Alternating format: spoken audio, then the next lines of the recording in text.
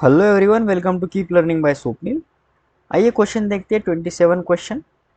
In figure 5E11 M1 5 kg, M2 2 kg and F is equals to 1 Newton. Find the acceleration of either block. Describe the motion of M1 if the string breaks but F continues to act. ठीक है, सो आइए इसे solve करते हैं। सबसे पहले इसका free body diagram हम निकालेंगे।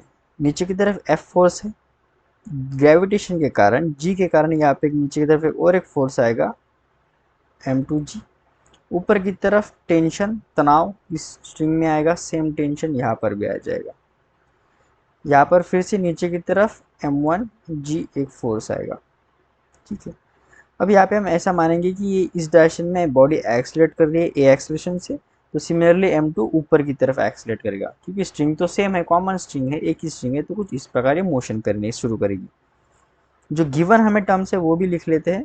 क्या क्या गिवन है? सबसे पहले M1 गिवन है, कितना है 5 kg। उसके बाद M2 गिवन है, कितना है 2 kg। जो फोर्स लग रहा है उन दोनों बॉक्सेस पे उसका वैल्यू गिवन है 1 न्यूटन। हमें फाइंड करना है अब एक्सेलरेशन। ठीक है, सो अब होगा क्या, यहाँ पे हम क्या करेंगे, दोनों फ्री बॉडी डायग्राम के लिए दो इक्वेशंस बनाएंगे। जैसे फर्स्ट M1 बॉक्स के लिए बनाएंगे तो वो आ जाएगा फोर्स माइनस टी।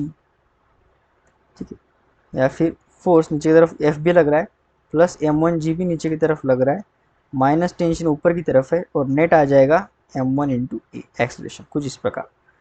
M2 के लिए टेंशन ऊपर की तरफ है, टेंशन यहाँ पे डोमिनेट कर रहा है क्योंकि एक्सलेशन ऊपर की तरफ है, so tension minus M2G minus force is equal to M2 into acceleration.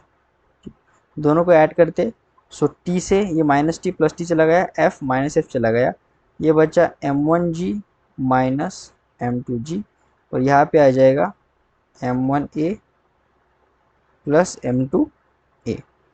यहाँ से मैं G कॉमन ले लेता हूँ, M1 minus M2G is equal to M1 plus M2A।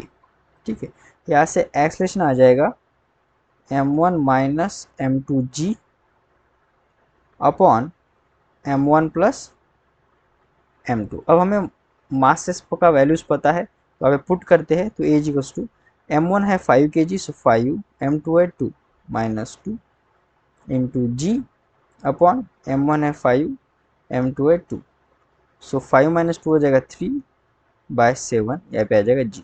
आप जी का वैल्यू यहाँ पे रख सकते हैं, पर ऐसे कोई मेंशन किया भी नहीं है वहाँ पे।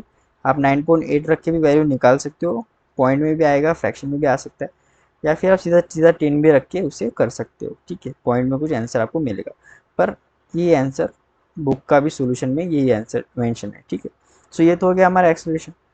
हमें फाइंड करना है कि अगर मान लो कि यहाँ पे ये जो स्ट्रिंग है M1 बॉक्स के लिए, ये अब टूट गया, यहाँ से ये कट हो गया। ठीक है, यहाँ से क्या हो गया, कट हो गया। ठीक है, हमने कई चीज़ इसको कट कर दिया, तो टेंशन यहाँ पे हो जाएगा ज़ीरो, क्योंकि अगर स्ट्रिंग ही कट गया तो टेंशन तो हो गया ना ज़ीरो।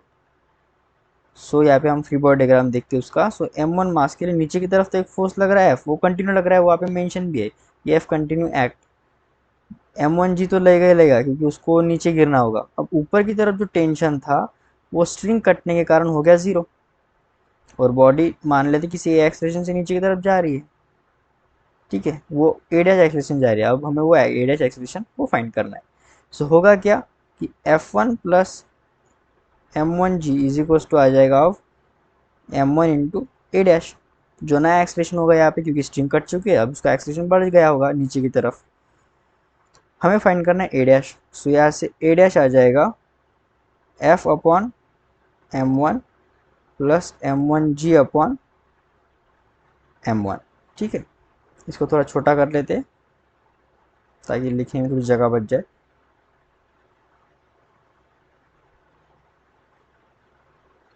ठीक है, सो यहाँ से ए डैश आ रहा है F/M1 प्लस जी।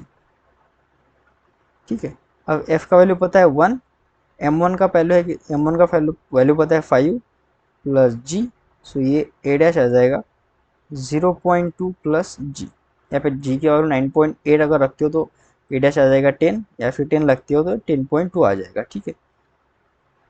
सो ये हो जाएगा हमारा right answer, A dash for जब स्ट्रिंग कट गई होगी तब A1 का एक्सलेशन ये रहा ए डैश, और ये ए एक्सलेशन जब ये स्ट्रिंग टूटी नहीं है, ये मोशन कर रहा है, ठीक है। सो आई होप आपको वीडियो सोल्यूशन अच्छा लगा होगा। वीडियो सोल्यूशन अच्छा लगा तो चैनल को सब्सक्राइब कर दीजिए, वीडियो को लाइक कर दीजिए। मिलते हैं नेक्स्ट वीडियो सोल्यूशन में। कीप लर्निंग विद स्वप्निल के साथ।